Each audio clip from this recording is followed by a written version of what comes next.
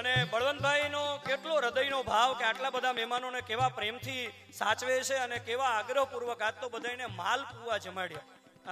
અને એનો હજી એવો ભાવ છે કે હજી બીજી વાર કિરણ ગોષ્ઠી અહીંયા જ કરો. તમે જેટલા વક્તાઓ હોય એને પ્રેમથી અમે સાચવશું. એમની જે આ શાસ્ત્ર પ્રત્યેની નિષ્ઠા છે અને એમના શેઠ સિદ્ધેશ્વર છે, એમ કહે છે કે હું તો એમનો નોકર છું, મારા માલિક તો સિદ્ધેશ્વર મહાદેવ છે. આવી એમની ધર્મ પ્રત્યેની નિષ્ઠા છે. એમને ખૂબ ખૂબ વંદન.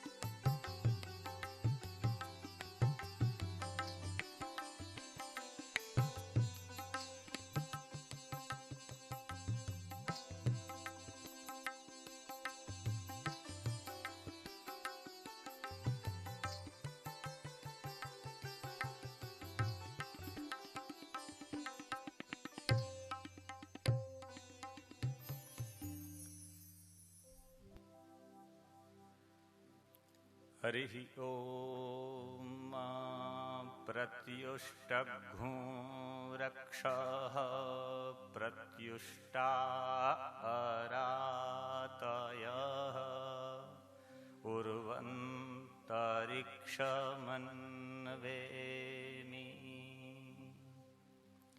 नमः सभाभ्यः सभापतिभ्यश्च। તમામ સંતોને તથા વિદ્વાનોને વંદન. મેં વૈદિક જ મંગલાચરણ કર્યું. એવા માટે વૈદિક મંગલાચરણનો આગ્રહ રાખેલો, કારણ કે હું પોતે શુક્લ યજુર્વેદી માધ્યાંતિની શાખાથી છું અને વારાણસીમાં જ્યારે હું ભણવા માટે ગયો ત્યારે મારા ગુરુજીએ મને આગ્રહ કર્યો કે જે વેદમાં જે શાખામાં જન્મેલા હોય ભણવી પડે. એટલે મેં શુક્લ યજુર્વેદનું સંપૂર્ણ અધ્યયન કર્યું છે. અને જો અહીંયા કથાના વિષયો ઉપર ચર્ચા થતી હોય તો મને એવું થયું કે વૈદિક અને કર્મકાંડ ઉપર પણ ચર્ચા થવી જોઈએ. એ હિસાબથી મેં આજનો મારો વિષય વૈદિક મંત્રોની ઉદ્ઘોષણા એવો મારો આજનો વિષય છે. આજના આધુનિક યુગમાં અભૂતપૂર્વ આવિષ્કારો થયા છે અને તે આવિષ્કારોથી માનવ જીવન સુગમ અને સુવિધાપૂર્ણ થયું છે.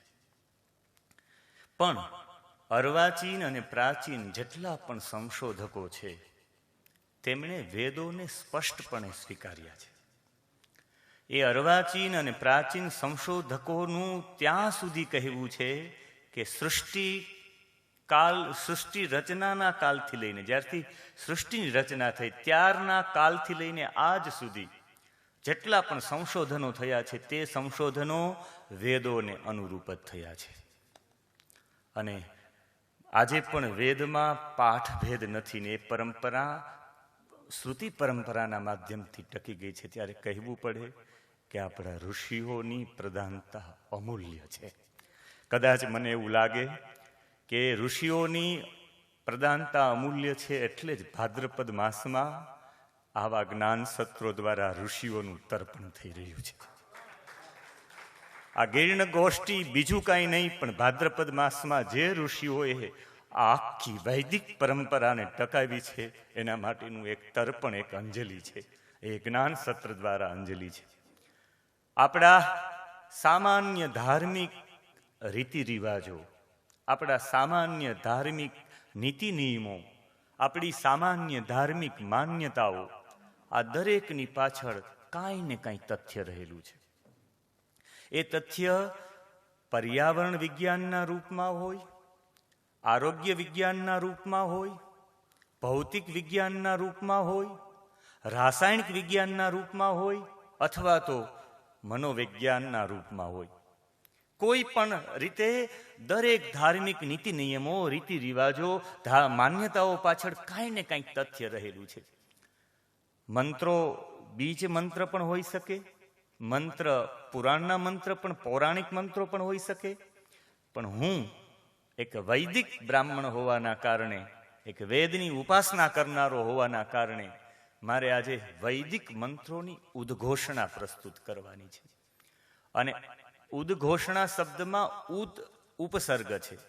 વિંશતિ ઉપસર્ગાંતર્ગત ઉપસર્ગ વિશેષ ઇતિ ઉદ.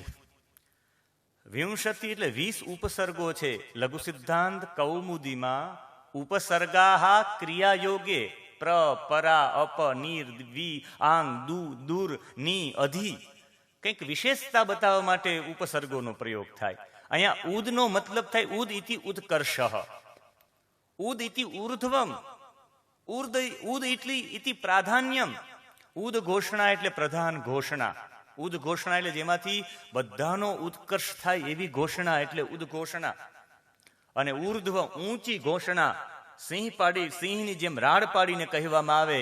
વેદો વારંવાર કહે છે અને ઊંચી ઘોષણા કરી ઉર્ધ્વ ઘોષણા એટલે ઉદ્ઘોષણા. વૈદિક મંત્રોની ઉદ્ઘોષણા એટલે અહીંયા હું ચોક્કસ એટલું કહીશ. અને એ વેદોની જે ઉદ્ઘોષણા છે એ ઉદ્ઘોષણા દરેક કાળને અનુરૂપ છે. વેદો માટે અપૌરુષીય પણ કહેવામાં આવ્યા છે ને, એમના સમય માટે કોઈ આંકલન કરી જ ન શકે. જેવી રીતે કોઈ મહાસાગરના તળિયાને માપી ન શકે ને, એવી રીતે વેદોની ગહનતાને, એના સમયકાલને, એના અવધિને કોઈ માપી જ ન શકે. અહીંયા વેદના મંત્રોની ઉદ્ઘોષણા વિશે એટલું જ કહી કે એ દરેક કાલને અનુરૂપ છે. એટલે એક જ વાક્યમાં કહીશ, વેદો સમકાલીન નહીં સર્વકાલીન છે. દરેક કાળમાં વેદોને સ્વીકારવા જ પડે.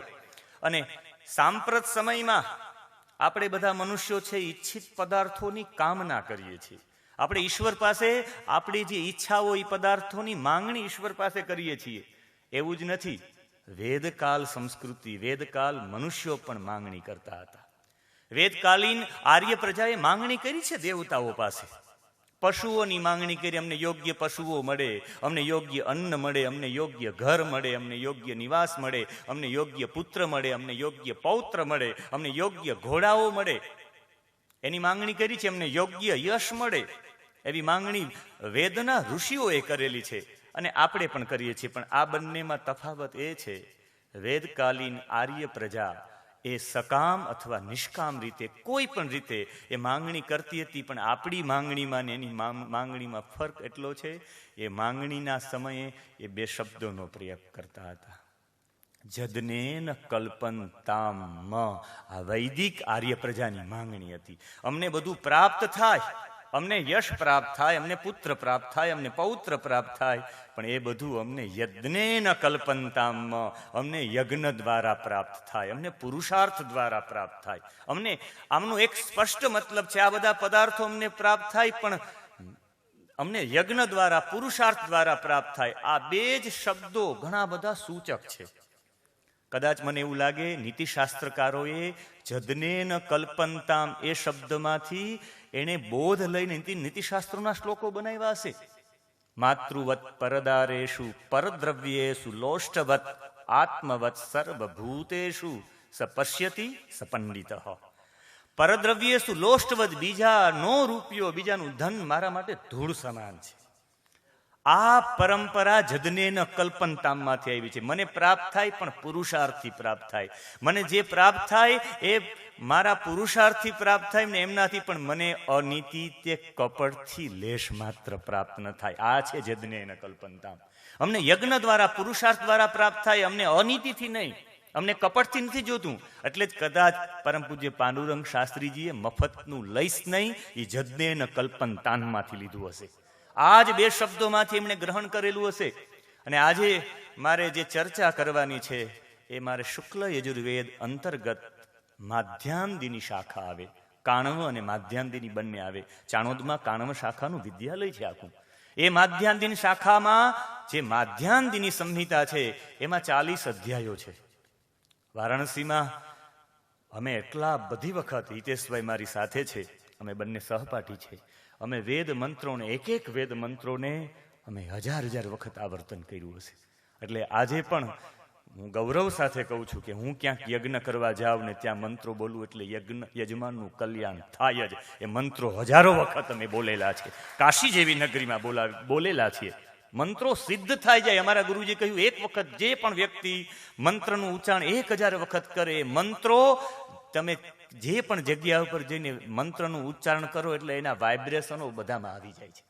આ વેદ મંત્રની શક્તિઓ છે. અને એ વેદ મંત્રોમાં શુક્લ યજુર્વેદ અંતર્ગત માધ્યાંદિની શાખામાં 40 અધ્યાયોમાં મારે 18મા અધ્યાયની ચર્ચા કરવી છે.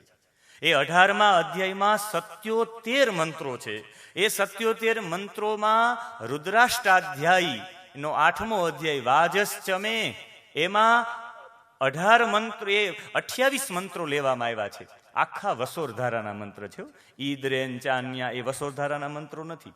વસોહો ધારા ઇતિ વસોધારા. વસુની ધારા, વસુ એટલે સંપત્તિ, વસુ એટલે પોતાની પાસે રહેલી સંપદા, એની અવિછિન્ન ધારા છે ને એ વસોર ધારા છે. મારી દ્રષ્ટિએ 12 વક્તાઓએ અહીં વસોર ધારા કરી છે. એની પાસેની જે સંપદા છે, એની પાસેની જે શક્તિ છે, એની અવિછિન્ન ધારા 3 દિવસ સુધી કરી. આ સિદ્ધેશ્વર મહાદેવ ઉપર અભિષેક છે 3 દિવસનો વસોર ધારાના રૂપમાં, અવિછિન્ન ધારા દ્વારા.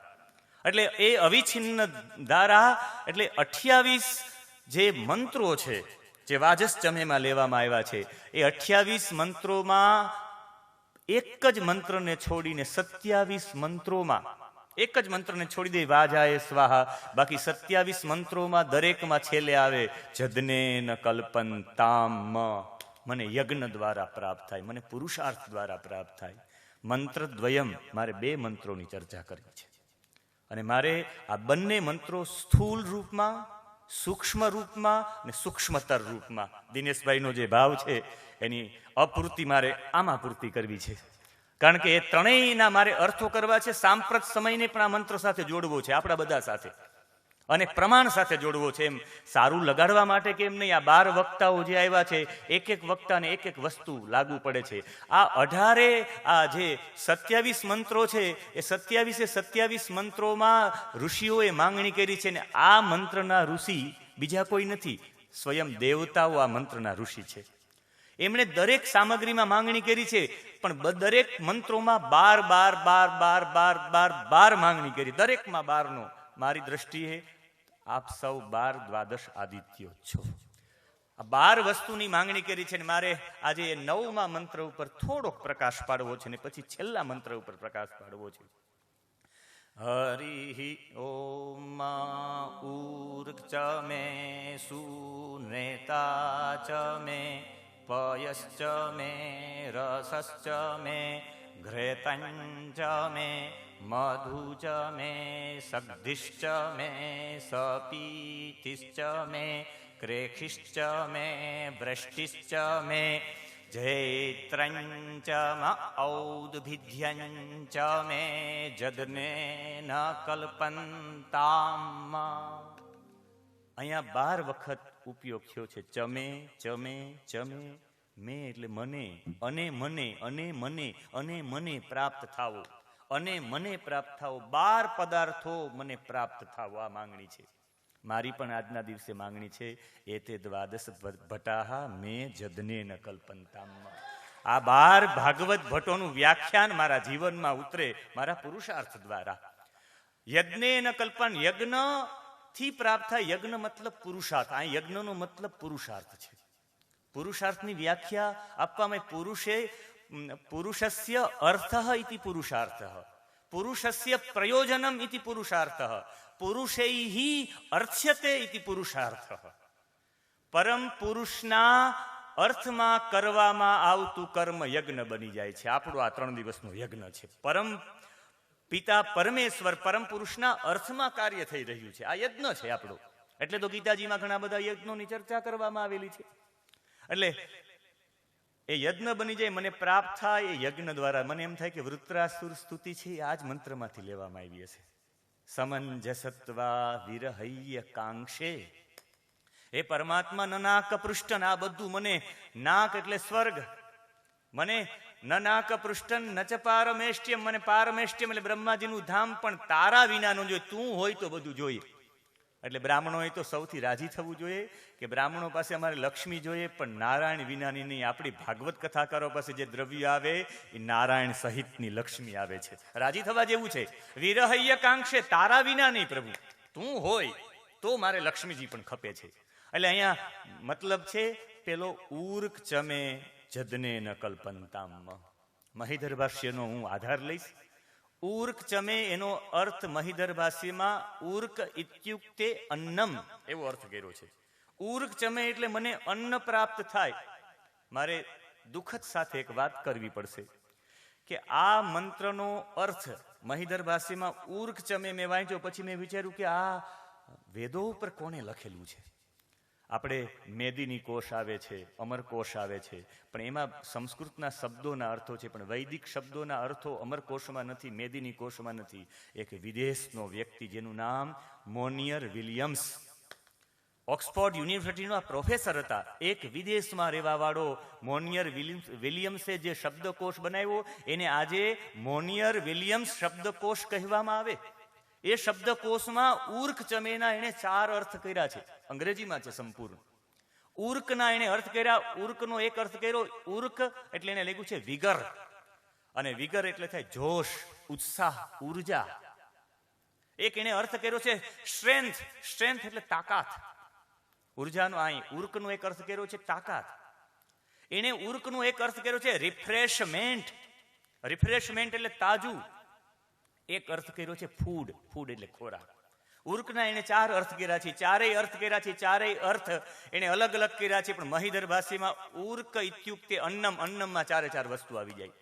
અન્નથી જ ઉર્જા આવે, અન્નથી જ કેવો ખોરાક લેવો એનું સૌથી મોટી મીમાંસા એક જ વાક્યમાં આ વેદની વિશેષતા છે. ઉર્ક ચમે કહીને કેવો ખોરાક ગ્રહણ કરવો જોઈએ એની ફિલોસોફી આપેલી છે કે ઉર્ક મને આવું પ્રાપ્ત થાય. અને શું પ્રાપ્ત થાય એને માટે કહ્યું કે મને અન્ન પ્રાપ્ત થાય. એક સાદો અર્થ કરી, ઉર્ક ચમે જદને ન કલ્પંતામ. મને ઉર્ક એટલે મને અન્ન પ્રાપ્ત થાય. ઋષિઓ સામાન્ય અન્નની માંગણી ન કરે. અહીંયા ઋષિઓએ માંગણી કરેલી છે, પણ કેવા અન્નની? જે અન્ન દ્વારા અયોગ્ય અન્નના ભક્ષણથી રોગ થાય છે, અને રોગ થવાથી મૃત્યુ થાય છે. અને જો મૃત્યુ આવી તો ઋષિઓ આવી માંગણી થોડા કરે. અયોગ્ય અન્નની કોઈ દિવસ માંગણી કરે જ નહીં, યોગ્ય અન્નની માંગણી કરે. અને ઋષિઓએ સમાધિસ્થ અવસ્થામાં જઈને આત્મસાત કરેલું જે અર્ક છે ને એ આપેલું છે. અને પ્રજાપતિ નામના ઋષિ તો પ્રાર્થના કરે. પ્રજાપતિ નામના ઋષિએ વેદમાં પ્રાર્થના કરી છે, નમોસ્તુ રુદ્રેભ્યો જે પૃથિવ્યામ જે ખા મન્ન મિખવઃ. ખાલી એટલી જ વ્યાખ્યા છે, નમઃ અસ્તુ તે, નમોસ્તુ તે. અહીંયા નમોસ્તુ રુદ્રેભ્યો જે પૃથિવ્યામ જે ખામ અન્નમ ઇખવઃ. તે રુદ્રોને મારા નમઃ અસ્તુ નમસ્કાર છે. રુદ્રેભ્ય તે રુદ્રોને નમસ્કાર છે. ક્યાં રુદ્રોને? જે પૃથિવ્યામ જે પૃથ્વી ઉપર રહે રુદ્રોને નમસ્કાર. શા માટે? યેશામ અન્નમ ઇખવઃ. ઇખવ એટલે એના બાણો. એના બાણો છે ને પૃથ્વી ઉપર રહેનારા રુદ્રોના બાણો છે, અન્ન છે. રુદ્રની વ્યાખ્યા સમજવી પડે. રુદ્ર એટલે રુદ્રના 5 અર્થ થાય. જો તમે એ જ રુદ્રનો ગત્યર્થકમાં અર્થ લ્યો, રુત ઇતિ જ્ઞાનમ, જ્ઞાનમ રાતિ દદાતિ ઇતિ રુદ્ર, જે જ્ઞાન આપે છે રુદ્ર. મારા માટે તમે એકાદશ રુદ્ર છો, મને જ્ઞાન મળ્યું. જ્ઞાનમ દદાતિ રુત ઇતિ જ્ઞાનમ રાતિ દદાતિ ઇતિ રુદ્ર. એક અર્થ થાય છે એનો રૂ, નપુસંગલિંગમાં રુત શબ્દ લઈએ તો રુત ઇતિ દુઃખમ, દુઃખમ દ્રાવયતિ ઇતિ રુદ્ર. જે દુઃખને દૂર કરે છે એનું નામ રુદ્ર. એક અર્થ છે રોરૂય માણો દ્રવતી ઇતિ રુદ્ર. જે ગર્જના કરીને જલ વરસાવે એને રુદ્ર કહેવાય. અને આ જ જેનો અર્થ લેવાનો છે એ અર્થ છે યદવા પાપીનઃ નરાન દુઃખ ભોગેન રોદયતિ ઇતિ રુદ્ર. જે પાપી નરોને દુઃખ ભોગવાવીને રડાવે છે ને એનું નામ રુદ્ર કહેવાય. આ રુદ્રનું કામ છે દુઃખ ભોગવાવીને તમને રડાવે. તમારું જે પાપ હોય ને દુઃખમાં રોગમાં ભોગવવા માટે તે તત્પર છે દંડ આપવા માટે. મારે અહીંયા એનો અર્થ કરવો છે એવા રુદ્રોને નમસ્કાર છે. અને એ રુદ્રો કેવી રીતે દંડ આપે? બાણ દ્વારા. એ રુદ્રો પૃથ્વી ઉપર રહેનારા રુદ્રોના બાણ ક્યાં છે? અન્નમ ઇખવઃ. અન્નથી બાણ છે. આપણે એમ થાય કે અન્ન રૂપી કેવી? એના માટે અહીંયા ઉલ્લેખ કર્યો છે અયોગ્ય અન્નના ભક્ષણથી માણસને રોગ થાય છે અને રોગ થવાથી મૃત્યુ થાય છે. એ જ પૃથ્વી ઉપરના રુદ્રોના બાણ છે. મહિધર ભાષ્યમાં લખ્યું છે, અ યથા અન્ન ભક્ષણે કદન્ન ભક્ષણે ચોર્યે વા પ્રવર્ત્ય. મને આ ચોરની વાત આવે ત્યારે રોગમ ઉત્પાદ્ય જનાન ઘ્નંતી ઇતિ ચોર્ય. અહીં ચોર્યની વાત કરી કે માણસ કેવી રીતે મરશે. ચોર્ય એટલે ચોરી કરવી એમ નહીં. ચોર્યનો અહીંયા મતલબ થાય કે ભેળસેળ કરવી. ઉદાહરણ તરીકે મારી પાસે 2 કિલો ઘી છે, એમાંથી મારે 250 ઘીનો ઉપયોગ કરવો છે, અને બીજું 2 કિલો ઘી મને દાદાએ, જિજ્ઞેશ દાદા આપ્યું છે, સાચવી રાખજો. મેં સાચવી રાખ્યું. મને ઈચ્છા થઈ 250 ગ્રામ ઘીની. 250 ગ્રામ એમાંથી મેં લઈ લીધું. જિજ્ઞેશ દાદા માગવા આવે, મારે 2 કિલો જ કરવાનું છે, તો હું ચોક્કસ એમાં ભેળસેળ કરીશ નહીં. ભેળસેળ કરવાને ચોર્ય કહ્યું છે. એ ભેળસેળ વાળું એવું અન્ન ગ્રહણ કરવાથી મને રોગ થશે ને રોગથી મૃત્યુ થશે. એ પરંપરા બતાવવા માટે વ્યાસજીએ આ જ વેદ ઉર્ક ચમેનો અર્થ વ્યાસજીએ શ્રીમદ ભાગવતજીના મહાત્મ્યના પહેલા અધ્યાયમાં કર્યો છે. પદ્મપુરાણ અંતર્ગત જે મહાત્મ્ય છે ને, મહાત્મ્યમાં 36મો શ્લોક છે. અટ્ટશૂલા જનપદાહ શિવશૂલા દ્વિજાતય કામિન્ય કેશશૂલિન્ય સંભવંતી કલાવિહ. અહીંયા અટ્ટમ ઇત્યુક્તે અન્નમ, શૂલો વિક્રય ઉચ્યતે. અન્ન, અટ્ટમનો મતલબ થાય અન્ન, અને શૂલનો મતલબ થાય વિક્રય, વેચાણ. અને જનપદાનો અર્થ થાય જનસ્ય લોકસ્ય પદમ આશ્રય સ્થાનમ યત્ર ઇતિ જનપદાહ. લોકોનું આશ્રયનું સ્થાન છે, લોકોનું શ્રદ્ધાનું સ્થાન છે, લોકોનું શરણનું સ્થાન છે, એવી જગ્યાએ અન્નનું વેચાણ થશે. મઠો અને મંદિરોમાં અન્નનું વેચાણ થશે. જ્યાં મુક્તમાં ભોજન મળવું જોઈએ ત્યાં અન્નનું વેચાણ થશે. અને અન્નનું નહીં, અન્નની સામગ્રીનું વેચાણ થશે. બધા સાધકો, બધા ભક્તો, બધા આશ્રિત રહેવાવાળા વર્ગોને ઈચ્છા થશે કે અહીંયા જે સ્થાનમાં મળે કોઈ દિવસ ખરાબ મળે જ નહીં. એટલા બધા ભાવિકો લોકો ત્યાં લેવા માંડે.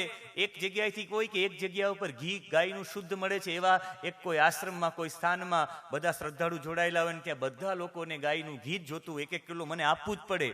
તો પ્રાય એ આપવા માટે ભેળસેળ કરવી જ પડશે. અટ્ટશૂલા જનપદા. આખું ઉર્ક ચમેમાં આખી આ વેચાણની પદ્ધતિ બતાવી છે. મારે એના પછી પણ એવી ભેળસેળથી મૃત્યુ થાય ને એટલે પ્રજાપતિ ઋષિ હાથ જોડીને પ્રાર્થના કરે, તેભ્યો 10 પ્રાચીર 10 દક્ષિણા 10 પ્રતિચીર 10 દીચીર 10 ધ્વાહા. એનો મતલબ તેભ્યો, તે બધા, તે રુદ્રો જે ભેળસેળ કરવા વાળા, એને હાથ જોડીને કે ખમ્મા કરો બાપ. હવે 10 પ્રાચીહી, 10 નો મતલબ થાય 10 સંખ્યકાહ અંગુલિહી કુર્વે અભિમુખાહ પ્રાગ અભિમુખાહ અંગુલી 10 અંગુલી કુર્વે હે અંજલિમ બધવા સર્વ દીક્ષુ નમસ્કરોમી. મહિધર ભાષ્ય. 10 આંગળીઓ, 10 એટલે 10 આંગળીઓ આમ કરી હાથ જોડી નમન કરીએ કે બાપા હવે ભેળસેળ રહેવા દો. 10 પ્રાચીર, પૂર્વ દિશામાં રહેલા એ લોકોને વિનંતી.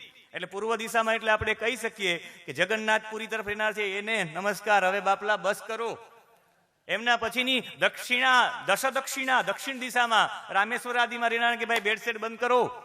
એના પછી પ્રતિચી, આપણું સૌરાષ્ટ્ર, 10 પ્રતિચી, એટલે પ્રતિચી એટલે પશ્ચિમ દિશા, એને વિનંતી છે. ને ઉત્તર દિશા એટલે બદ્રીનાથ, કેદારનાથ, એ ઉત્તર દિશામાં રહેનારા ભેળસેળ કરનારા લોકો માટે કહ્યું કે તમારા અન્ન છે ને એ બરાબર રાખો, એ બાણો છે એનાથી મૃત્યુ થાય. તમને વિનંતી કરીને 10 ધ્વાહા ઉર્ધ્વાહા, એ જે અન્ન, દૂષિત અન્ન ઉત્પન્ન કરવાના કારણે, દૂષિત અન્ન ખાઈને માણસ મરી જાય એમ નહીં, એ દૂષિત અન્ન ખાઈને એની વૃત્તિ બગડે, અને એ વૃત્તિના કારણે, એના વિચારોના કારણે વેવ્સ, તરંગો બને, એ તરંગો ઊંચા જાય ને બીજા લોકોને હેરાન કરે. એટલે ઉર્ધ્વાહા, આવો ઉલ્લેખ કર્યો, 10 ધ્વાહા. આ છે પ્રજાપતિ ઋષિની પ્રાર્થના, આ છે વેદોની પ્રાર્થના. એક જ વાત, ઉર્ક ચમે કેવું અન્ન પ્રાપ્ત થાય, કેટલી મોટી ફિલોસોફી. આ ઉર્ક ચમેને અયોગ્ય અન્નનું ભક્ષણ ન કરવું જોઈએ. તો આપણે એમ કે યોગ્ય અન્ન એટલે કયું યોગ્ય અન્ન જમવું જોઈએ? આહારની આખી ફિલોસોફી. આને કહેવાય આહાર વિજ્ઞાન, આને કહેવાય આરોગ્ય વિજ્ઞાન. આખી ફિલોસોફી આપીને આને સમજાવવા માટે વ્યાસજીએ, એટલે જ આપણે વ્યાસજીની મહિમા ગાવી પડે. વ્યાસેન ગ્રથિતામ પુરાણ મુનિના મધ્યે મહાભારતમ. વ્યાસે ગૂંથી ગૂંથીને આપ્યું છે. દરેક, હું તો કહું, દરેક જગ્યાએ બેસીએ ત્યારે બીજા કોઈની જય બોલાય કે ન બોલાય, વ્યાસ નારાયણની જય બોલાવી જ જોઈએ. કારણ વ્યાસે ન ગ્રથિતામ પુરાણ મુનિના, વ્યાસે ગૂંથી ગૂંથીને આપ્યું છે. આ ઉર્ક ચમે મને એકદમ પવિત્ર, મને અયોગ્ય અન્નની યોગ્ય અન્નની પ્રાપ્તિ થાય ને અન્ન માટે આખું આરોગ્ય વિજ્ઞાન આપ્યું. એ જ વાતને ઉર્કચમેને શ્રીમદ ભગવદ્ ગીતાજીમાં વ્યાસજીએ કેવો આહાર લેવો જોઈએ એની સ્પષ્ટતા કરી છે. આયુ સત્વબલારોગ્ય સુખપ્રીતિ વિવર્ધના રસ્યા સ્નિગ્ધા સ્થિરા હૃદયા આહારા સાત્વિક પ્રિયા. સાત્વિક લોકોનો આહાર હોવો જોઈએ એના માટે આ શ્લોક નથી આપેલો. ગીતા એવા માટે વૈશ્વિક ગ્રંથ છે કે આ શ્લોકની અંદર આહારની આખી મીમાંસા છે, પણ એક પણ જગ્યાએ કોઈ આહારનું નામ નથી લખ્યું કે આવો આહાર લ્યો. ખાલી આહારના ગુણધર્મ બતાવ્યા છે. આને કહેવાય વ્યાસની વાણી. હું તો નમસ્કાર કરું, એના પછી ટીકાકારો થયા, ખાસ કરીને મધુસૂદન સરસ્વતી, ખાસ કરીને શ્રી રામ સુખદાસજી જેવા આવા મહાપુરુષો જેણે આ શ્લોકને એટલો બધો આપણે બધાને સમજાવવા માટે કયો આહાર, કયા ગુણધર્મો કયા આહારમાં છે અને કયો આહાર લેવો જોઈએ એના માટે સ્પષ્ટતા કરી છે. એટલે એની સ્પષ્ટતા કરી છે. એના પછી કથાકારોને વંદન, આજના વર્તમાન કથાકારોને. એણે એ ટીકાઓને વાંચીને કેમાં વિટામિન, કેમાં ઝીંક, કેમાં આયરન છે અને કયો ખોરાક લેવો જોઈએ એની આખી વિસ્તૃત ચર્ચા કરી. મને સ્વામીજીએ 2 દિવસ પહેલા કયો ખોરાક લેવો જોઈએ ને કયો ન લેવો જોઈએ ફલાહારમાં, એના માટે મને પ્રશ્ન પૂછ્યો. ત્યારે મેં કહ્યું કે ફલાહારની અંદર આચાર સંહિતાનો આખો ગ્રંથ છે આપણો, આચાર મયુખ નામનો ગ્રંથ. એ આચારમાં શું ગ્રહણ કરવું જોઈએ એકાદશીના દિવસે. મને આજે યાદ પણ આવી ગયું, ઉર્કચમેના માધ્યમથી પ્રવચન આજે પૂજ્ય જિજ્ઞેશ દાદાનું હતું, પણ એમના જગ્યા ઉપર મારા પ્રવચનની ને છેલ્લે એ આભાર વિધિ એ પ્રદર્શિત કરી શકે. મેં સ્વાગત પ્રવચન કર્યું તો એ આભાર કૃતજ્ઞતા જ્ઞાપન કરે, એટલે છેલ્લે એનું પ્રવચન રાખીએ તો બંને થઈ જાય. એની સાથે સાથે મને એક પણ વિચાર આવ્યો કે આજે જ મારું પ્રવચન આવ્યું, એનો મતલબ મારે આજે દેવતા પાસે, પરમાત્મા પાસે ઉર્કચમેની માંગણી કરવાની છે, અન્નની. કાલે એકાદશી થાય, કાલે માંગણી ન કરી શકાય, એટલે આજ ઉર્કચમે આજે જ થઈ જાય. એટલે જ કદાચ મને એકાદશી પૂર્વે અને અત્યારે છે જ આખી ભોજનની વ્યવસ્થા. આયુ વિવર્ધના, સત્વ વિવર્ધના, બલ વિવર્ધના, આરોગ્ય વિવર્ધના, સુખ વિવર્ધના, પ્રીતિ વિવર્ધના, રસ્યા સ્નિગ્ધા સ્થિરા હૃદયા આહારા જદનેન કલ્પંતામય ઉર્કચમે એકમાં આવી જાય. મને આવો આહાર પ્રાપ્ત થાય. આપણે એમ થાય કે આયુ વિવર્ધના, આયુષ્ય કેનાથી વધે? ટીકાકારો લખે છે આયુષ્ય, કોઈ પણ માણસનું આયુષ્ય લાંબુ ચલાવવું હોય તો મૃત્યુના કેન્દ્ર બિંદુ છે 3. 3ના કારણે માણસનું મૃત્યુ થાય. એક છે લીવર, એક છે હૃદય, એક છે કિડની. હવે કિડની ખરાબ થાય, લીવર ખરાબ થાય અથવા તો હૃદય ખરાબ થાય, કોલેસ્ટ્રોલના વધવાથી માણસનું હૃદય રોગી થઈને માણસ મરી જાય. વારંવાર ખા કરવાથી પછી પાચન ન થાય ને કાચો આમ ઉત્પન્ન થાય, પાચન ન થઈ શકે. એટલે આપણા ઋષિઓએ આપણી સંસ્કૃતિમાં શાકાહારનો ઉપયોગ કર્યો છે. માંસાહારનો આમ પાચન ન થઈ શકે. એનાથી ખા કરવાથી તમારું બગડે છે લીવર, અને કિડની ક્ષારયુક્ત જલ પીવાથી કિડની બગડે છે. એ ત્રણેયને તંદુરસ્ત રાખવા હોય તો એના માટે છે જેને પણ કિડની બરાબર રાખવી છે એ દાળ અને ચોખાનો ઉપયોગ કરે. એટલે દાળ ભાત આપણા જમવામાં ફરજિયાત છે. જેને લોકોને લીવર બરાબર રાખવું છે એ લીંબુ, અખરોટ અને હળદરનો પ્રયોગ કરે, લીવર બરાબર રહે. અને હૃદયને બરાબર રાખવું હોય તો પપૈયું, સોયાબીન અને મારે થોડુંક કહેવું પડશે કે લસણ પણ ઉપયોગી છે. એ ખોરાક ગ્રહણ કરવો જોઈએ. એ ખાલી આયુ વિવર્ધના, એમાં કયો ખોરાક લેવાની સ્પષ્ટતા કરી દીધી. આનાથી આયુષ્યની વૃદ્ધિ થાય. સત્વ વિવર્ધના, સત્વની વૃદ્ધિ શેનાથી થાય? સત્વ એટલે અંતકરણને પ્રસન્ન કરે એવો ખોરાક કયો? એ છે જવ. પૂજ્ય રામ શર્મા આચાર્યજીએ 24 લાખનું એક પુરસ્ચરણ, એવા ગાયત્રીના ઘણા પુરસ્ચરણો કર્યા, પણ ગાયને જવ ખવડાવે. ગાય એમના છાણમાં જે જવ બહાર પધરાવે એને સુકાવી એની રોટલી બનાવી ગાયના છાશને ગ્રહણ કરી, એક જ રોટલીને ગાયના છાશનો એક ગ્લાસ. 24 લાખોના પુરસ્ચરણો વારંવાર કર્યા. આજે પણ તમે ક્યારેય પણ જવની રોટલી ખાશો, કદાચ 50 ખાઈ જાય તો એ આળસ ઉત્પન્ન ન થાય. એટલે કદાચ 100 જેટલી રોટલી ભાવેશભાઈ ગ્રહણ કરી જાય તો એમાં કોઈ વાંધો નથી. હા, ગ્રહણ કરીએ તો એક પણ વિકૃતિ છે નહીં. અને એ વિકૃતિ નથી એટલે સત્વનું વૃદ્ધિ થાય એવો જવનો ખોરાક. એટલે યજ્ઞમાં જવની વિશેષતા છે. બલ વિવર્ધના, બળ કોનાથી વરે? જેમાં પ્રમાણસર કેલેરી, જેમાં પ્રમાણસર પ્રોટીન, જેમાં પ્રમાણસર ફેટ હોય એવો ખોરાક લેવો જોઈએ. એ કંઈ લાંબી વ્યાખ્યા ન કરતા એક જ વાક્યમાં આપણી ગુજરાતી કહેવત છે, ખાય જે અડદની દાળ અને બાજરાનો રોટલો, તે પાટું મારી તોડી નાખે ઓટલો. આટલું બળ અડદની દાળ અને રોટલામાં છે. બલ વિવર્ધના, જેનાથી બળ વધે એવો ખોરાક ગ્રહણ કરવો જોઈએ. આરોગ્ય વિવર્ધના, જેનાથી આરોગ્યની વૃદ્ધિ થાય. આરોગ્યની વૃદ્ધિ શેનાથી થાય? આપણું રસોડું ઔષધાલય છે. એમાં ધાણા લઈ લ્યો, જીરું લઈ લ્યો, એમાં મેથી લઈ લ્યો, એમાં તજ લઈ લ્યો, એમાં જીરું લઈ લ્યો. આ બધા તજ, લવિંગ, જે મરી મસાલા છે, બધા ઔષધ જ છે. એનાથી આરોગ્ય વિવર્ધના, એવા ખોરાક ગ્રહણ કરવા માટેની સૂચના કરી છે. સુખ પ્રીતિ વિવર્ધના, સુખ અને પ્રીતિ કેનાથી વધે? મને એવું થાય કે જ્યારે તમે બહુ કંટાળી ગયા હોય ને, ત્યારે શાક માર્કેટમાં જઈ આવો. એ લીલા શાકભાજીને આમ તમે જોશો ને, તમારી આંખને ઠંડક પહોંચે. એવી બધી ઠંડક તમને લાગે કે તમને સુખ અને પ્રીતિની અનુભૂતિ થાય. આ જમવામાં તમે ક્યારે વિચાર કર્યો કે જમવાની પ્લેટમાં સલાડ શા માટે પહેલા રાખવામાં આવે? સલાડને જોવો એટલે સુખ અને પ્રીતિની વૃત્તિ વધે. સલાડ જોવું તો આનંદ થઈ જાવ. એના ઉપર કોથમી હોય તો એનાથી વધારે આનંદ થઈ જાવ. એમાં ઓલા ફીણાવાળી છાશ જોવો એટલે એમ સુખ અને પ્રીતિ બે વૃદ્ધિ થઈ જાય. એટલે એટલા ખોરાકો લેવા, એમાં લીલોતરી શાકભાજી, કોથમી, આ બધું છાશ, આ બધું સુખ અને પ્રીતિને વધારનારું છે. પછી સ્થિરા, જે ખોરાકને લાંબા સમય સુધી સ્થિર રાખી શકાય, એમાં મેવા, મિષ્ટાન, એમાં મોહનથાળ, એ બધું આવે. એટલે એ બધું ગ્રહણ કરવું જોઈએ એની સૂચના છે આમાં. એના પછી હૃદયા, જે હૃદયને સુખ આપે, હૃદયને મજબૂત કરે. અને હૃદયને એ મજબૂત કરી શકે જેમાંથી રક્તની વૃદ્ધિ અને રક્તની શુદ્ધિ થાય. અને રક્તની શુદ્ધિ કરવા માટે ગાજરનો રસ, બીટ, એની સાથે શેરડી, પાલક, આ બધા રક્તની શુદ્ધિને વૃદ્ધિ કરેલ એવો ખોરાક લેવો જોઈએ. એક જ શ્લોકમાં વ્યાસજીએ બતાવી દીધું. અને પછી રસ્યાહાર, રસયુક્ત, જેમાં રસ વધારે છે, એટલે ફળો ગ્રહણ કરવા. જમીને મુખમાં દુર્ગંધ આવતી હોય ને, તો તમે ફળ ખાઈ લો, મુખની દુર્ગંધ જતી રહે. એટલે જ મુખવાસમાં તજ, લવિંગ, એલચી, એના પછી સીધો ફળનો પ્રયોગ આવે પૂજામાં. પછી સ્નિગ્ધાહા, જે ચિકાસવાળા છે. માખણ, ઘી, તલ, મગફળી અને દ્રાક્ષ, એ બધા ચિકાસવાળા ખોરાકમાં આવે. સ્નિગ્ધા આહારા સાત્વિક પ્રિયાહા.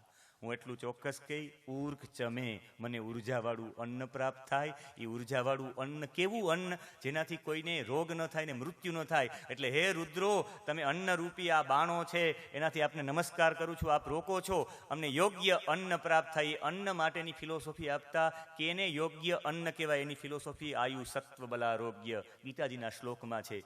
ઉર્ક ચમે નામનો હું અહીંયા એક જ વેદની, જે વેદનો મંત્ર છે એનું એક જ પદ, ઉર્ક ચમે જદને ન કલ્પંતામ, 8 ને 10 થઈ ગઈ. એટલે ઉર્ક ચમેમાં એટલું છે. હવે મારે શું નેતા ચમે, હું મારો વિષય પૂરું થશે એ પહેલા હું મારા વિષયને પૂર્ણ કરી દઈશ. બીજું બાકી રહેશે એ પાર્ટ 2 માં કહીશ. તમને જિજ્ઞાસા રહેવી જોઈએ કે ઉર્ક ચમે પછી શું નેતામાં શું આવે, પયશ્ચમેમાં શું આવે, રસશ્ચમેમાં શું આવે. પણ મારે એક વાત લેવી છે, જિજ્ઞેશ દાદાનો જે સંકલ્પ છે એ શા માટે હતો એ પણ મારે આમાં સિદ્ધ કરવું છે. પછી મારે લૌકિક અને અલૌકિક બંને પણ ચર્ચા કરવી છે. તો કદાચ મ્યુઝિક વાગી જાય અને 5 મિનિટ છેલ્લે મને સમય આપજો, કદાચ રહી જાય તો. એટલે હું એનો આગ્રહી તો નહીં બનું કે એનો નહીં એટલે શું નેતા ચમે, બીજું વાક્ય છે, શું નેતા ચમે જદને ન કલ્પંતામ. શું નેતા, મહિધર ભાષ્યમાં મહિધરજીએ સુનેતાનો અર્થ કર્યો છે, પ્રિયા સત્યા વાક સુનૃતા ઇતિ કથ્યતે. જે સત્યવાણી છે અને જે પ્રિય વાણી છે એને સુનેતા કહેવાય. આપણે સામાન્ય ભાષામાં સુનૃતા એને કહીએ છીએ. મનુષ્ય પાસે સ્વયંને અભિવ્યક્ત કરવા માટે કોઈ એક સશક્ત જો કોઈ માધ્યમ હોય તો એ માધ્યમનું મુખ્ય કેન્દ્ર બિંદુ છે વાણી. વાણીના માધ્યમથી માણસ પોતાની અભિવ્યક્તિને વ્યક્ત કરી શકે. અને આ વાણી દ્વારા જ વક્તાની બૌદ્ધિક ક્ષમતા, વક્તાની બૌદ્ધિક પાત્રતા વાણી દ્વારા ખ્યાલ આવી શકે. વક્તાની માનસિક શિષ્ટતા કેટલી છે એ વક્તવ્ય દ્વારા ખ્યાલ આવે. વક્તાની આત્મસંયમતા કેટલી છે એની વાણી દ્વારા ખ્યાલ આવે. એટલે કોઈની આત્મસંયમતા, કોઈની બૌદ્ધિક પાત્રતા, બૌદ્ધિક ક્ષમતા અથવા માનસિક શિષ્ટતા જોવી તો વાણી દ્વારા પ્રકટ થઈ શકે, વાણી દ્વારા જાણી શકાય. અહીંયા વાણી માટે કહ્યું છે, મને ગીતાજી યાદ આવે, અનુદ્વેગકરમ વાક્યમ સત્યમ પ્રિય હિતં ચ યત સ્વાધ્યાયાભ્યસનમ ચૈવ વાંગમયમ તપ ઉચ્યતે. વાણીનું તપ છે ને એમાં પહેલું છે અનુદ્વેગકરમ વાક્યમ. અનુદ્વેગકરમ વાક્યમનો અર્થ થાય, અનુદ્વેગકરમ એટલે પ્રાણીનામ અદુઃખકરમ, જે પ્રાણીઓને દુઃખ ન પહોંચાડે એવું વાક્ય છે અનુદ્વેગકરમ વાક્ય કહેવાય. પછી સત્યમ પ્રિય હિતં છે, સત્ય અને પ્રિય આ બે લક્ષણો કદાચ ઋષિએ માગ્યું હશે ને, સુનેતા ચમે જજ્ઞે ન કલ્પંતામ, એનો મતલબ છે હું વાણીનો તપ કરનારો બનું. વાંગમયમ તપ ઉચ્યતે, આ વાણીનું તપ છે. મુકમ કરોતિ વાચાલમ, શ્લોક બોલ્યો દિનેશભાઈએ કે મુકમ કરોતિ વાચાલમ, મને ત્યારે એ સમયે સ્મરણ થઈ ગયું કે મુકમ કરોતિ વાચાલમ એમાં યત કૃપા તમહમ વંદે, ભગવાનની કૃપા એમાં શું? ભગવાનની કૃપા. મૂંગા માણસને કોઈ ડોક્ટર પાસે લઈ જાવ તો બરાબર બોલ તો કરી શકે. પંગુમ લંઘયે તે ગિરિમ, લંગડા માણસને તમે કદાચ કોઈ પ્લેનમાં બેસાડો તો એવરેસ્ટ પણ તપી જાય.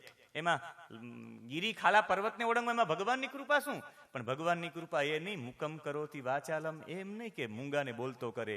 પણ આપણે જ્યાં સુધી સૂન રહેતા વાણી આપણા મુખમાં નથી, કોઈના હિતકારી, કોઈનું પ્રિય અને સત્ય વાણી નથી, ત્યાં સુધી આપણે બધા મૂંગા છીએ. અને ભગવાનની કૃપા થાય ત્યારે તમે સારું અને પ્રિય હિતકારી બોલી શકો, બાકી ન બોલી શકો. સૂન રહેતા ચમે, મને એવું લાગે કે ભગવાન પાસે તપપૂત વાણી માંગી છે. અને તપપૂત આજે ઈશ્વરચંદ્ર દાદા જે બોલ્યા અમુક લોકોને સમજણમાં નહીં આવ્યું, પણ એટલું ચોક્કસ કહું કે એની તપપૂત વાણી હતી. એ આપણા આંતરિક બાબતને ઝંકાડી નાખ્યું એને. ભલે કદાચ અમુક બાબતો સમજણમાં ન આવી હોય, એક બે બાબતો એવી છે કે જે ઉપરથી જતી રહી આપણા બધા માટે, પણ એટલું ચોક્કસ કહું તપપૂત વાણી છે. પૂજ્ય બ્રહ્મલીન ડોંગરેજી મહારાજને લોકો સાંભળતા, હું કોઈ કમ્પેરિઝન નથી કરતો, બાકી કૃષ્ણશંકર દાદાજી જેણે 21 ટીકોપેદ ભાગવત લખેલું છે એ એટલા બધા પ્રકાશિત થઈ ન શક્યા. ડોંગરેજી મહારાજ પ્રકાશિત થયા ને સાંભળવાનો વર્ગ બહુ મોટો રહેતો. મારું માનવું છે તપપૂત વાણી છે ડોંગરેજી મહારાજજીની. સૂન રહેતા ચમે માગીને એક તપપૂત વાણી મને પ્રાપ્ત થાય એવી યાચના કરી. તો હું આજે આ બધા વક્તાઓ વતી પ્રાર્થના કરું, સૂન રહેતા ચમે જજ્ઞે ન કલ્પંતામ, અમારા બધામાં પ્રિય વાણી ને સત્ય વાણી આવે. એટલે એવી વાણી અને એ તપપૂત વાણી એને કહેવાય છે જેનામાં પ વર્ગ જ ન હોય, અને પ વર્ગ ન હોય એ જ અપવર્ગ મોક્ષ આપી શકે. જેમાં પ ફ બ ભ મ ન હોય, જેની વાણીથી કોઈનું પતન ન થાય, જેની વાણીથી કોઈની ફજેતી ન થાય, જેની વાણીથી કોઈ ભયભીત ન થાય, જેની વાણીથી કોઈને બળતરા ન થાય, જેની વાણીથી કોઈનું મૃત્યુ ન થાય, આવી વાણી છે ને પ વર્ગ વિનાની વાણી છે. અને આવી વાણીથી પરમાત્મા રાજી થાય. એટલે આ બધા વક્તાઓ માટે, બધા લોકો માટે હું પ્રાર્થના કરું છું કે હે પરમાત્મા એવી સત્ય હિતાર્થ વાણી અમોને પ્રાપ્ત થાય. અને રઘુવંશમ કહે છે ત્યાગાય સંભૃતાર્થાનામ સત્યાય મિતભાષીણામ યશસે વિજગીષૂણામ પ્રજાયે ગૃહ મેધિનામ. જો તમારે સત્ય બોલવું હોય તો મિતભાષી બનવું જ પડે. આ સત્ય વક્તા છે, મિતભાષી છે. આટલું બધું આપણે બધા બોલ્યા છીએ, ઈશ્વરચંદ્ર દાદા બોલ્યા જ નથી. એનો મતલબ છે સત્યાય મિતભાષીણામ. ત્રીજો છે પયશ્ચમે. અહીંયા પયશ્ચમે એટલે મને ગાયનું દૂધ પ્રાપ્ત થાય. પય એટલે દૂધ, પણ આપણે તેમ થાય કે ગાયનું દૂધ કેમ આપવામાં આવ્યું છે? આગળના મંત્રોમાં છે પષ્ટવાટ ચમે, પષ્ટોહી ચમે, ઉક્ષા ચમે, વશા ચમે, રેખાબત ચમે, વેહત ચમે, નડવાંશ ચમે, ધેનુષ ચમે જજ્ઞેન કલ્પંતામમાં, તુર્જવાટ ચમે, તુર્જોહી ચમે જજ્ઞેન કલ્પંતામમાં. તુર્જવાટનો અર્થ મહિધર ભાષ્યમાં કર્યો છે.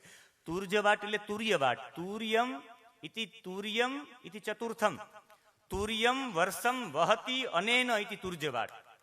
અહીંયા તુર્યમ એટલે ચોથી અવસ્થા. તુર્ય આપણે તુર્ય અવસ્થા, ચોથી અવસ્થા. તુર્યમ એટલે ચતુર્થમ. વર્ષમ એટલે ચોથા વર્ષને વહન કરવા વાળો જે વાછરડો છે ને, જે 3.5 વર્ષનો છે. અર્ધ ત્રિવર્ષ ઇતિ વૃષઃ ઇતિ તુર્જવાટ. 3.5 વર્ષનો વાછરડો મને પ્રાપ્ત થાય, ઋષિ એમ કે. અને તુર્જોહી ચમે 3.5 વર્ષની મને ગાય પ્રાપ્ત થાય. હવે આપણે એમ થાય કે ગાય ને વાછરડો કેમ માંગ્યા? ઋષિઓ કેટલા ક્રાંત દ્રષ્ટા હોય. ઋષિઓએ માંગણી કરી છે એની પાછળનું કારણ મને વાછરડા યુક્ત ગાય પ્રાપ્ત થાય. એને વાછરડા યુક્ત ગાય પ્રાપ્ત થાય એનો મતલબ હતો કે એ સમયમાં ખેતી સારી થઈ શકે. એક એ, અને કદાચ ઋષિઓને ઋષ્યતે એથી ઋષિ, એ તો ભવપારનું જોઈ શકતા હશે ને, એટલે જ એને માંગ્યું છે કે ભવિષ્યમાં વાછરડાઓની બળદની જરૂરિયાત નહીં પડે, ટ્રેક્ટર આવી જશે. અત્યારે હું વિનંતીપૂર્વક આપને કહું છું, જેટલી ગાયો નથી કપાતી ને એટલા વાછરડાઓ કપાય છે. વાછરડાનું કોઈ કાર્ય જ નથી. મારી દ્રષ્ટિએ ગૌશાળા નહીં, નંદીશાળાઓ બનાવવાની જરૂરિયાત છે. નંદીઓ સૌથી વધારે કપાય છે. અને તુર્જવાટ ચમે, તુર્જોહી ચમે, જેને કહ્યું કે મને વાછરડા યુક્ત ગાય પ્રાપ્ત થાય. એટલે જ આપણા વ્રતોમાં એક બોળ ચોથનું વ્રત છે, વાછરડાની પૂજા વિના ગાયની પૂજા ન થઈ શકે. એ જ ગાયની પૂજા થાય જે વાછરડા યુક્ત છે. અને હમણાં જ ઘણા લોકોના માનસિક મગજમાં એક ખોટો મેસેજ આવી ગયો છે કે વાછરડાની જે કથા છે એ બોર ચોથની કથાઓ એ બહુ ખોટી છે, આમ છે તેમ છે. પણ મારે વિનંતી સાથે કહેવું છે, કથા ખોટી નથી, એના તરફનો દ્રષ્ટિકોણ આપણો ખોટો છે.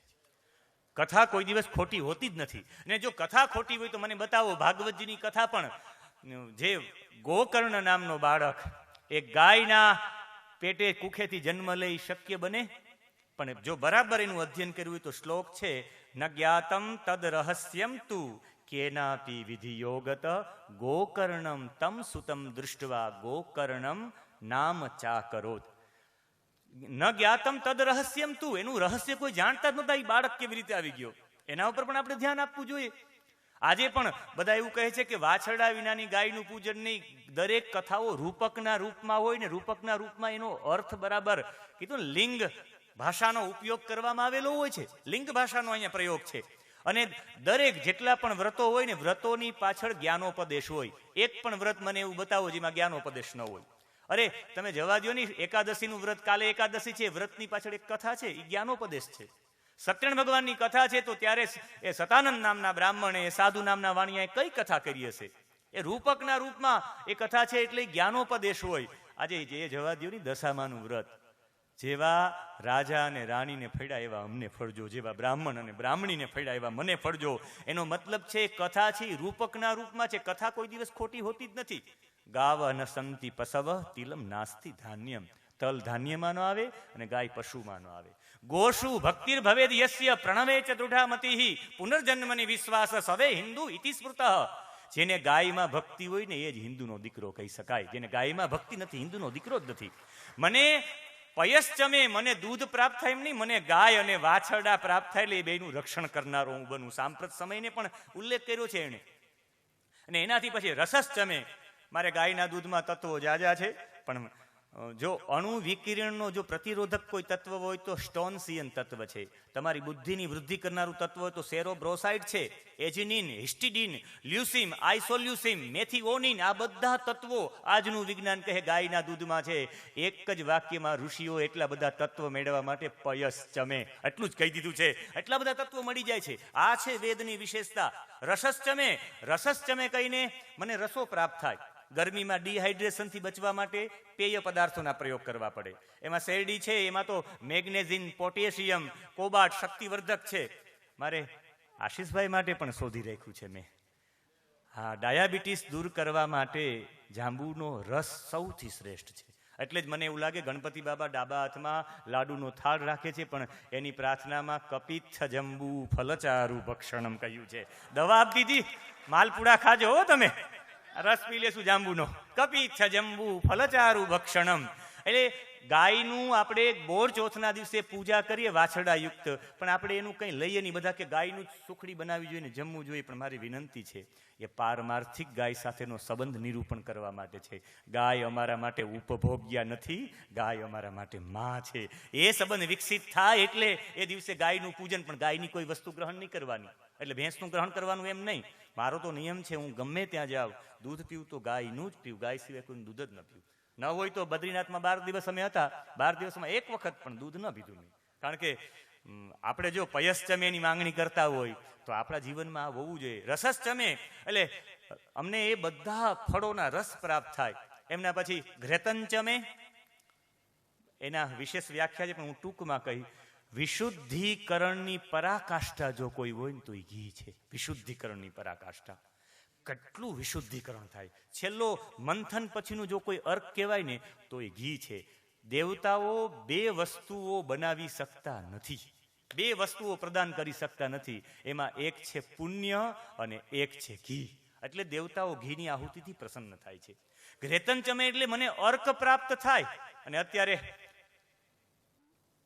બળવંતભાઈ આપના માટે છે હવે આ અત્યારે ભાદ્રપદ માસ ચાલે, આ વખતે અધિક માસ છે એટલે. બાકી અત્યારે કૃષ્ણ પક્ષમાં કન્યાનો સૂર્ય આવી ગયો હોય અને જ્યારે કન્યાનો સૂર્ય આવી ગયો ત્યારે આમા નામના કિરણો પૃથ્વી ઉપર હોય, અને આમા નામના કિરણો પૃથ્વી ઉપર હોય ત્યારે જો ઘી ખાવામાં આવે તો આપણા શરીરની અંદર જેટલી પણ સ્નાયુ છે ને હાડકાં છે એને ઘસારો ઓછો લાગે. એટલે ગોરબાપાને ભાદરવા મહિનામાં લાડવા ખવડાવવામાં આવતા. ગામમાં હોય એક ગોર, હર કામમાં હોય મોર. લાંબા સમય સુધી એના હાડકાં બરાબર જ રહેવા જોઈએ. એટલે ભૂદેવોને લાડવા ખવડાવવામાં આવતા ઘીવાળા. ભાદરવો છે થઈ જાય એકવાર, બરાબર ને?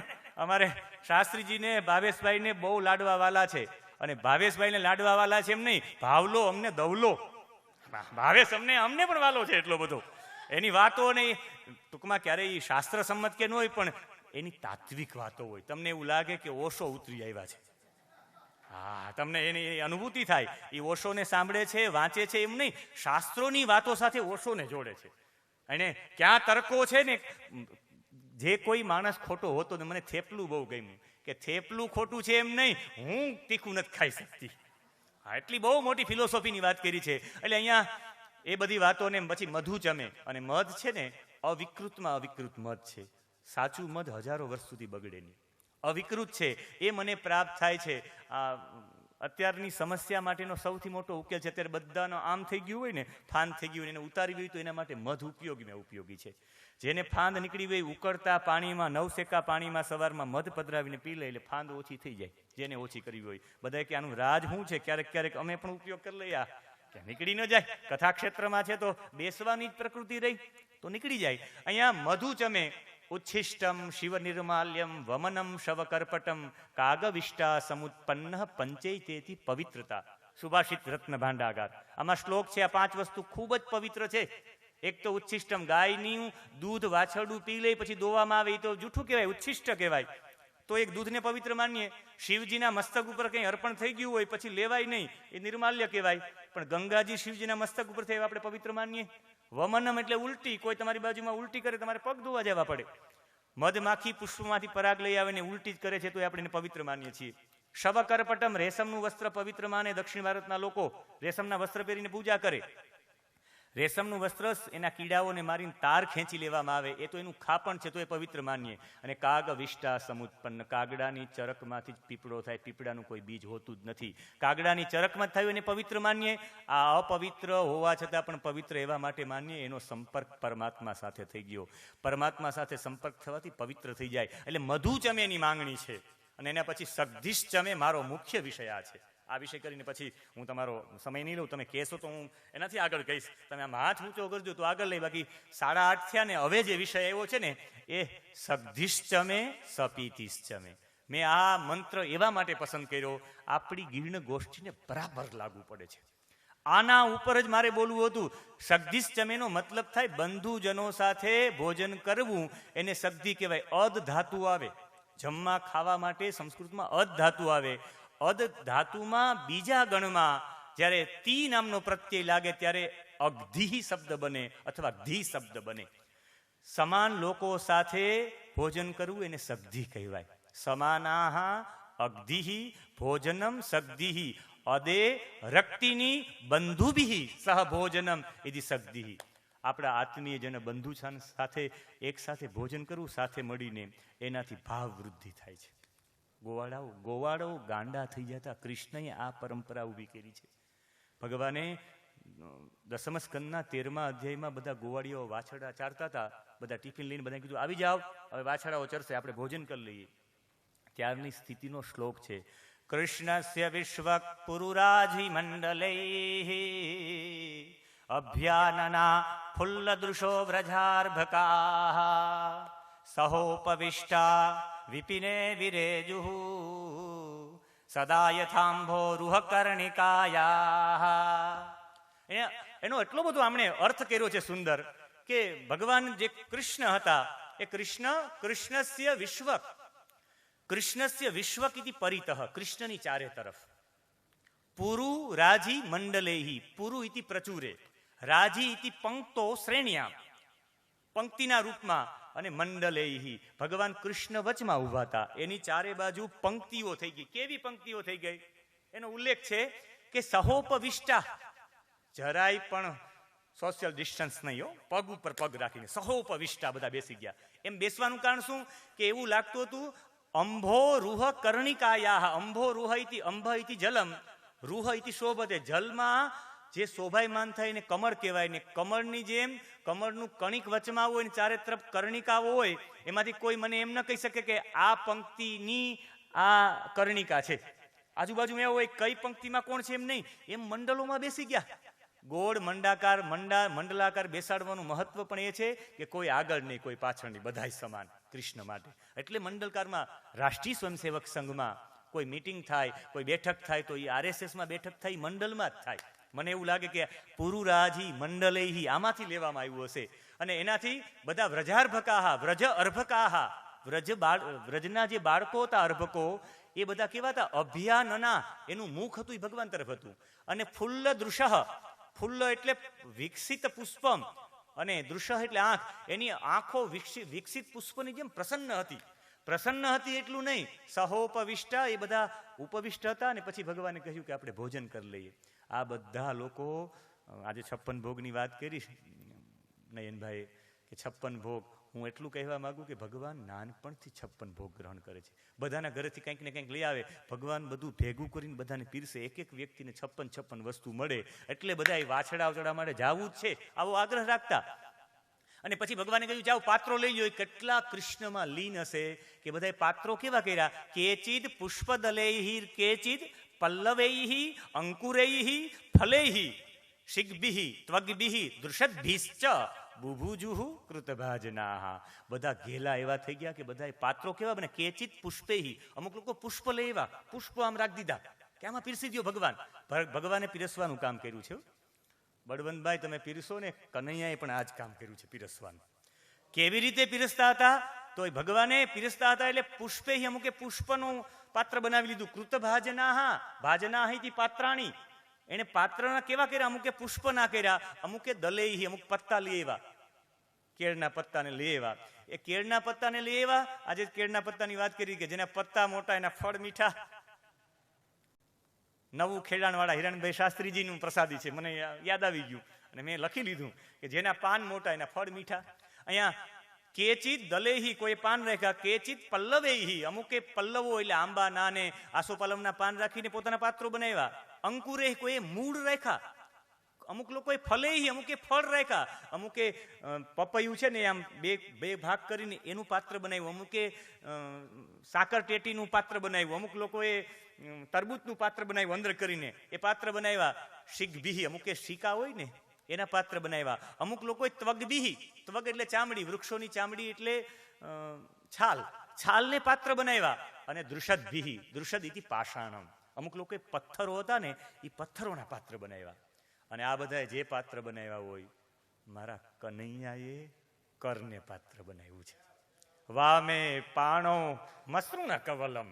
વામે પાણો એટલે ભગવાને મારે આમાં પણ ફિલોસોફી આપવી છે. કારણ કે ભાવલો દવલો ભાવેશને ફિલોસોફી બહુ પ્રિય છે એટલે મારે આપવી પડશે.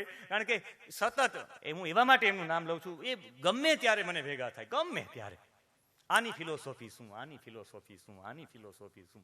એના કારણે મારું જ્ઞાન જાગૃત થાય છે. એટલે વંદન છે આપને કે વારંવાર મને પ્રશ્નો પૂછે રાખે, વારંવાર મને પૂછે રાખે એટલે મારું જ્ઞાન જાગૃત થાય. અહીંયા વામે પાણો મસૃણ કવલમ, એ તો આખો શ્લોક છે, એની ફિલોસોફી પણ બહુ મોટી છે.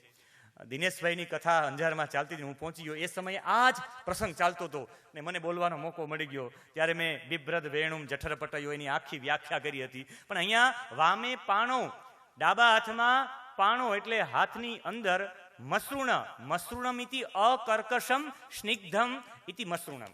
ખાલી જે એકદમ ચિકાસ વાળો છે, ભાત અને ઘી વાળો કોળિયો. અમુક લોકો અહીં ભાઈ ભાત દહીં અને ઘી કે, પણ હું એટલું જ કહીશ કે ભાત અને ખાલી ઘી હતા. શા માટે? કારણ કે પારસ્કર ગુહ્ય સૂત્ર કહે છે કે જમવા સમયે ઘ્રેતાક્તમ ઓદનમ ગૃહિત્વા બલિત્રયમ દધ્યાત. ઓમ ભૂપતયે સ્વાહા, ઓમ ભુવનપતયે સ્વાહા, ઓમ ભૂતાનામ પતયે સ્વાહા. જમવા પેલા 3 ઘી અને ભાતના કોળિયા બહાર મૂકવા પડે. અને જમવાની પદ્ધતિ પેલા વામ હસ્તેન ભોજનમ પાત્રમ આલભ્ય, ડાબાથી ભોજન પાત્રને સ્પર્શ કરો. ભોજનની પદ્ધતિ બતાવી છે પારસ્કર ગુહ્ય સૂત્ર ત્યાં સુધી કે ડાબા હાથનો સ્પર્શ કરવો નહીં ભોજનમાં. ભોજન કરવો હોય, તમારે જલ પીવું હોય, આ હાથ જૂઠો છે તો એ પાત્ર લઈ લ્યો, મણિબંધે, મણિબંધ ઉપર રાખવાનું અને પછી પીવાનું. આખી ફિલોસોફી આપી છે. મારે એમાં નથી જવું, પણ એટલું ચોક્કસ કે ભગવાન એ સમયે ડાબા હાથમાં પાત્ર લઈ અને ભગવાન બધાને આ ઘી અને ભાતવાળો કોળિયો આપવા માંગતા કે આપણે જમીએ તો ભગવાનને અર્પણ કરીને જમીએ. આ ભાવ સાથે ભગવાન બધાની અંદર ભાવ વૃદ્ધિ હતી. આ ભાવ વૃદ્ધિની પાછળનું કારણ સગધીશ ચમે. જિજ્ઞેશ દાદાએ આ આયોજન કર્યું, એની પાછળનો હેતુ હશે આપણે સાથે બેસીને સગધીશ ચમે કરીએ ને તો આપણી અંદર ભાવના ઊભી થાય. ભગવાન કૃષ્ણએ બધાની અંદર સામૂહિક ભાવના ઊભી કરવા માટે સગધીશ ચમે ભગવાન પીરસતા હતા, જેનું પ્રમાણ તમને આપી દઉં. બિભ્રદ વેણુ જઠર પટયોહો, જઠર અને પટ એટલે પટ એટલે વસ્ત્ર. જઠર પટયોહો, જઠર અને પટની વચ્ચે બિભ્રદ વેણુમ ધારણ કરી હતી. અને શૃંગ વેત્રે ચ કક્ષે, શૃંગમ એટલે શૃંગવાદ્ય ગાયોને બોલાવવા માટે, અને વેત્રમ ઇતિ યષ્ટિકા લાકડી, એ બંને ભગવાને કક્ષે એક જ કાંખમાં, કક્ષો નહીં કક્ષે, અને એક જ કરેલું હતા. જમવા સમય ભાઈ આ ભરાવાની શું જરૂરિયાત છે? ભગવાન પીરસતા હતા. પીરસતા હોય તો આ બધું બરાબર રાખવું પડે. બેઠા હોય તો ગમે એમ રાખી શકાય. આમ ક્યાંક પીરસવા જવું હોય તો એને આમ કરવું પડે બધું. ભગવાન ત્યારે પીરસતા હતા, એ પાકું છે. અને ભગવાન બધાને પીરસતા હતા એમ નહીં, ભગવાન હસાવતા હતા અને હસતા હતા. હસંતો હસયંતશ્ચ. ભગવાન એટલે પ્રસન્ન ચિત્તે ભોજન કરવું ને એટલે સગધીશ ચમે, ને એના પછી સપીતિશ ચમે. આમ તો બંધુભી સહપાનમ, જેમાં પછી આ નિયમ છે, વેદનો નિયમ છે કે જમવા માટે બેસો. આજે પણ અમારે કાશીમાં બ્રાહ્મણો જમવા માટે બેસે અને પેલા વેલા હાથમાં જલ લઈ પ્રદક્ષિણા કરીને પછી અમૃતોપસ્તરણમસી સ્વાહા કરીને જલ પી લે. જમવાનું પૂરું થઈને પછી એ હાથમાં જલ લઈને અમૃતા પીધાનમસી સ્વાહા બોલે ત્યારે ભોજન પૂરું થાય. એ પેલા એક પણ બ્રાહ્મણ ઊભો ન થાય. અને જો એક પણ ઊભો થઈ જાય તો એને ઉચ્છિષ્ટ ભોજન કહેવામાં આવે. બધા લોકો ઊભા થઈ જાય. જમવું પણ સાથે, જ્યાં સુધી પાણી પીએ નહીં ત્યાં સુધી એક પણ વ્યક્તિ પીવા પછી જ ઊભો થાય. જમવું પણ સાથે અને ઊભું પણ સાથે થવું. આ પરંપરા એટલે આખી આ વૈદિક પરંપરામાં 18મા અધ્યાયના 9મા મંત્રમાં મને ઉર્જા પ્રાપ્ત થાય, મને મધુર વાણી પ્રાપ્ત થાય, મને દૂધ પ્રાપ્ત થાય, મને રસ પ્રાપ્ત થાય, મને ઘી પ્રાપ્ત થાય, મને મધ પ્રાપ્ત થાય, ઘરમાં પુષ્કળ પદાર્થો રહે એવી ઈચ્છા વ્યક્ત કરી. પણ છેલ્લે આ બે શબ્દો છે ને, સગધીશ ચમે અને સપીતિશ ચમે, આ બંને ભોજન પણ અમે સાથે કરીએ ને જળપાન પણ કરીએ. આ પ્રણાલિકા એટલે શાંતિથી ભોજન કરે. હું ઉતાવળમાં જમી લઉં પછી નીકળી જાઉં. હું ગમે એટલી ઉતાવળ કરું પણ જ્યાં સુધી મારી બાજુમાં બેસેલો વ્યક્તિ ઊભો ન થાય ત્યાં સુધી મારે પણ ઊભું નહીં થવાનું. એટલે શાંતિથી જમવાની પદ્ધતિ ઓટોમેટિક આપણા જીવનમાં આવી જાય. એક એક કોળીઓ બરાબર પચાવી શકીએ એ પદ્ધતિ આપણા જીવનમાં આવી જાય. ધીરે ધીરે જમવાની, ધીમે ધીમે જમવાની આખી પ્રણાલિકા આપણા જીવનમાં આવી જાય. મારી દ્રષ્ટિએ આપણા ઘરના ભોજનાલયમાં દિવાલ ઉપર આ સૂત્ર લખેલું હોવું જોઈએ, સગધીશ ચમે સપીતિશ ચમે. અમે સાથે જમીએ ને સાથે જલ પણ ગ્રહણ કરીએ એટલે અમે બધા ધીમે ધીમે જમીએ. આખી ભોજન પદ્ધતિની ઉદ્ઘોષણા એટલે આ એક જ વાક્યમાં સગધીશ ચમે સપીતિશ ચમેમાં કહ્યું છે. પછી ક્રેખીશ ચમે, ક્રેખીશ ચમે મંત્ર પૂરો કરી નાખું, એક તો કરી જ નાખું. 1 કલાક થઈ ગઈ છે પણ આપની વિનંતી હોય તો આ મંત્રને પૂરો કરી દઉં દાદા કનૈયાભાઈ. કારણ કે સગધીમાં આપણે પણ હનુમાનજી તો કૂદે જ છે. હા એટલે સગધીનો મને ખબર પડી, પણ સગધીશ ચમે સપીતિશ ચમે કેવી રીતે જમવું ને કેવી રીતે. એટલે જમવામાં આપણી બાજુમાં કોઈ પણ વ્યક્તિ બેઠો હોય જ્યાં સુધી એનું ભોજન પૂર્ણ ન થાય ત્યાંથી ઊભું ન થવું જોઈએ. આમાંથી આપણે એક નિયમ લેવો જોઈએ. ક્રેખીશ ચમે, અહીંયા કૃષિ એટલે ખેતી નહીં પણ તત્કૃત ધાન્ય સિદ્ધિ. મને ધાન્યો પ્રાપ્ત થાય. આજે મારે દુઃખ સાથે કહેવું પડે કે અમુક ધાન્યો છે લુપ્ત થઈ ગયા છે. બંટી, નાગલી, હોમલી, કાંગ, કુટી, કોદરા, બાવટો, રાજગરો સાવ લિપ્ત થઈ ગયા છે. ઋષિઓએ માગ્યા છે વ્રીહયસ ચમે, જવા ચમે, માખા ચમે, તિલા ચમે, મુદગાસ ચમે, ખલવાસ ચમે, પ્રિયંગવસ ચમે, નમસ ચમે, શ્યામાકાશ ચમે, નિવારાસ ચમે, ગોધુમાસ ચમે, મસુરાસ ચમે, જજ્ઞેન કલ્પંતામ. આમાં પણ 12 ધાન્યો માગ્યા છે. મારે બીજાના ઉલ્લેખ નથી કરો, પણ પ્રિયંગવસ ચમે. પ્રિયંગવ એટલે ડાંગ, કાંગ, કાંગવા કહીએ ને એ પ્રિયંગવ. અને અણવહ, અણવહ એટલે ચીણો. આમાંથી જાણે છે કોઈ ચીણા નામના ધાન્યને? ચીણા નામનો ધાન્ય લુપ્ત થવા આવ્યો છે. આ ચીણા નામનો ધાન્ય છે એ ચીણો 65 દિવસમાં તૈયાર થઈ જાય, 2 જ મહિનામાં. જુનાગઢ યુનિવર્સિટીમાં, કૃષિ યુનિવર્સિટીમાં એક સર છે, સગારકા સાહેબ એમનું નામ છે. એમણે આ વિસ્તારમાં ઘણા બધા લોકો પાસે આ ચીણો વવાયો. 65 દિવસમાં એ તૈયાર થઈ જાય. એની વિશેષતા એ છે ઓછા પાણીમાં થઈ જાય અને વધારે પાણીમાં થઈ જાય. સૂકા વાતાવરણમાં પણ થઈ જાય, ભેજવાળા વાતાવરણમાં પણ થઈ જાય. અને એમાં પ્રોટીન, કાર્બોહાઈડ્રેટ, ફાઈબર, આયરન, ઝીંક અને ફેટનું પ્રમાણ એટલું બધું ઓછું છે, કેલેરી એટલી બધી ઓછી છે કે તમે ગમે એટલું જમો તો ફાન ન નીકળે. આ છે ચીણો. અણવશ્ચમે ઋષિઓએ કેટલી કલ્પના કરી નાખી છે કે અમને એ પ્રાપ્ત થાય, અને એ પછી તો વૃષ્ટિશ્ચમે અમને અનુકૂળ વરસાદ પ્રાપ્ત થાય. અનુકૂળ વરસાદ, અતિવૃષ્ટિ થાય ને તો એ મુસીબત થઈ જાય. ક્યાંક એવું ન કરતા કે નિમંત્રક 1 કલાક બોલી ગયા, દાદા વતી હું બોલી, દાદા તમે થોડું કાપી નાખજો, આપણે બંને નિમંત્રક છીએ એટલે તમારા ભાગમાં આવી હું બોલી જાઉં છું, તમે થોડુંક સૂક્ષ્મ કરજો. બાકી આપણે બંને બોલશું તો કે આને નિમંત્રણ કરીને ઉભરો કાઢી લીધો એટલે એવું પણ ન થાય. એટલે અહીંયા વૃષ્ટિશ્ચમે અનુકૂળ વરસાદ, અને એના માટે રુદ્રોને પ્રાર્થના કરી છે કશ્યપભાઈ. નમોસ્તુ રુદ્રેભ્યો જે દીવી જે ખામ વરેખમ ઇખવહ. અહીંયા દિવી એટલે દ્યુલોક, દ્યુલોક એટલે આકાશલોક, ને આકાશલોકોમાં જે રુદ્ર છે એ રુદ્ર યેશામ વર્ષમ ઇખવહ, એ વર્ષારૂપી બાણ કરે, અતિવૃષ્ટિ કરે.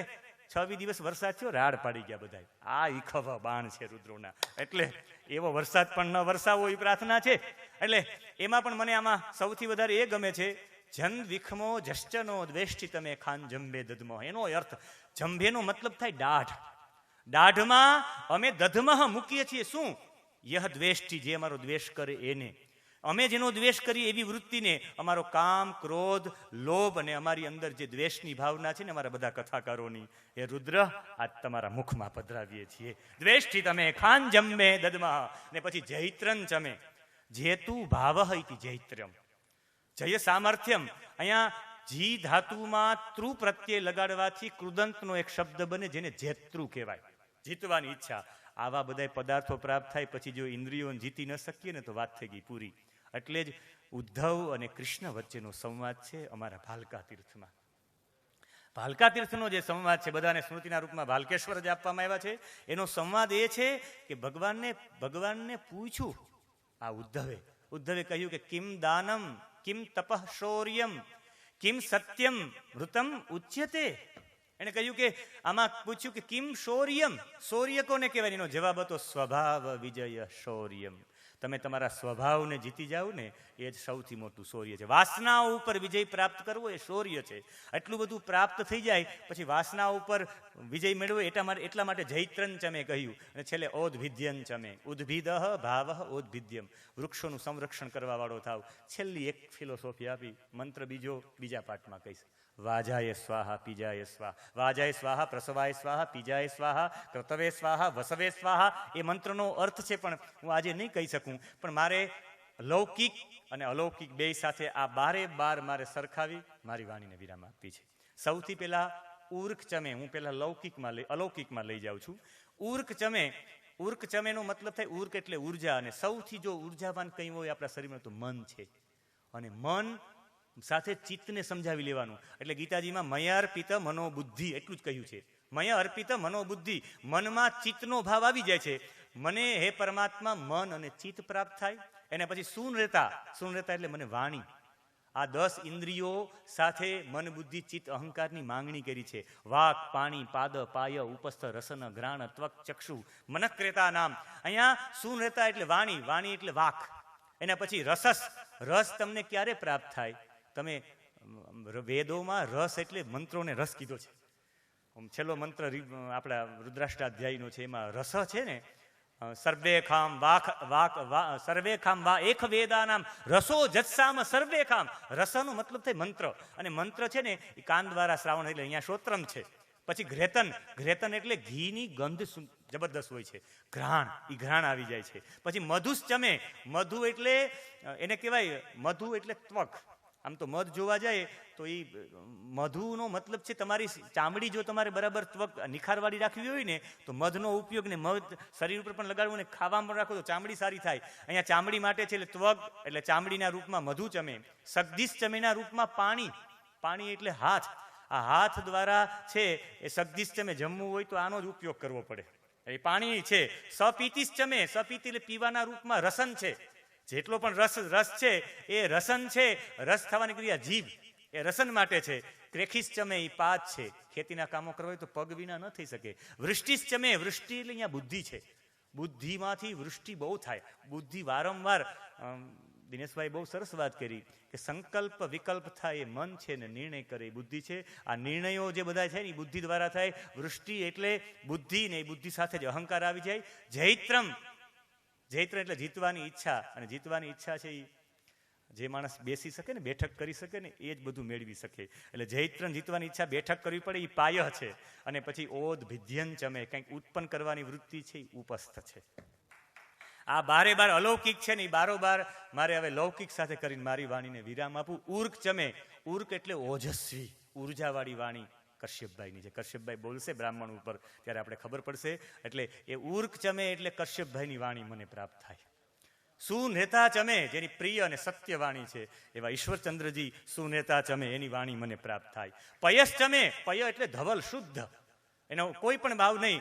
અને ચંદ્ર છે એકદમ ધવલ છે ને ચંદ્રનો ઈશ ભગવાન ભોળોનાથ કર્પૂર ગૌરવ એ પણ એકદમ શુદ્ધ છે, સિદ્ધેશ્વર. એટલે પયસ ચમે એટલે ધવલતા સાથે ચંદ્રેશભાઈ એની વાણી મને પ્રાપ્ત થાય. રસસ ચમે, અહીંયા રસ એટલે મંત્રને આપણે હમણાં રસ ગણાવવામાં આવ્યો છે. અને મંત્રને જો રસ ગણાવવામાં આવ્યો હોય તો એટલું કહી શકાય કે આ મંત્રોને રસવાળી એ મારું જ જે વ્યાખ્યાન છે મારા જીવનમાં ઉતરે એટલે એ હું રસસ ચમેમાં કહી શકી. પછી ઘ્રેતન ચમે, અર્કવાળી વાણી, ગજેન્દ્ર મોક્ષ તત્વાર્થ. દિનેશભાઈની વાણી અર્કરૂપી એકદમ તત્વાર્થ રૂપી છે. એટલે ઘ્રેતન ચમે, વિશુદ્ધિકરણની પરાકાષ્ઠા મને પ્રાપ્ત થાય. મધુ ચમે, મધુરયા ગીરા વલ્ગુ વાકિયા, કનૈયાલાલભાઈ એવી એની મધુર વાણી અમને પ્રાપ્ત થાય. સબ્દિશ ચમે, બધા સાથે જમીએ ને સાથે બધાની ભાવના ઊભી થાય, એ ભાવના જિજ્ઞેશ દાદામાં છે. અને બીજો એનો વિષય છે પુણ્ય શ્લોકો યુધિષ્ઠિર. એ સતત પાંચેય ભાઈઓને ભેગા રાખવાનો પ્રયત્ન કર્યો. એવા સબ્દીનો ભેગા જમવાની પણ પ્રવૃત્તિ રાખી. એ સબ્દિશ ચમે, જિજ્ઞેશ દાદાની વાણી મને પ્રાપ્ત થાય. સપીતિશ ચમે, સાથે પીવાની વૃત્તિ અને રસો વૈસહ. ભગવાનને જો પીવા હોય ને તો ગિરિરાજજીનું દર્શન કરો તો એ ખરેખર પીવા જેવું છે. એ નયનભાઈની વાણી મને પ્રાપ્ત થાય. પછી ક્રેખીશ ચમે, ક્રેખી એટલે ખેતીને સાહ પાડ્યા ભાઈ, હિરેનભાઈના ચાહ એટલે એ સાહ પાડ્યા એ ખેતી. ક્રેખીશ ચમે મને પ્રાપ્ત થાય. વૃષ્ટિશ ચમે, અને વૃષ્ટિ એટલે દ્વારકામાં જાઓ ને તમે ભીંજાઈ જાઓ, દ્વારકાનું જગત મંદિર જોવું નહીં. દ્વારકા દિગ્દર્શન એ વૃષ્ટિશ ચમે, કૃષ્ણ પ્રકાશ સ્વામીજીની વાણી મને પાવન કરે.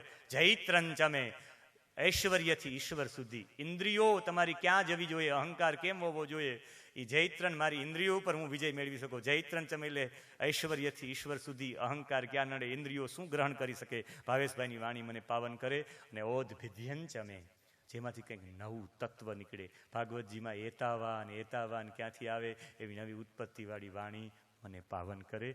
મેં જદને ન કલ્પનતામ, આ બધું મને યજ્ઞ દ્વારા પ્રાપ્ત થાય, 3 દિવસની ગોષ્ઠી દ્વારા પ્રાપ્ત થાય. એ ભાવના સાથે સૌને વંદન.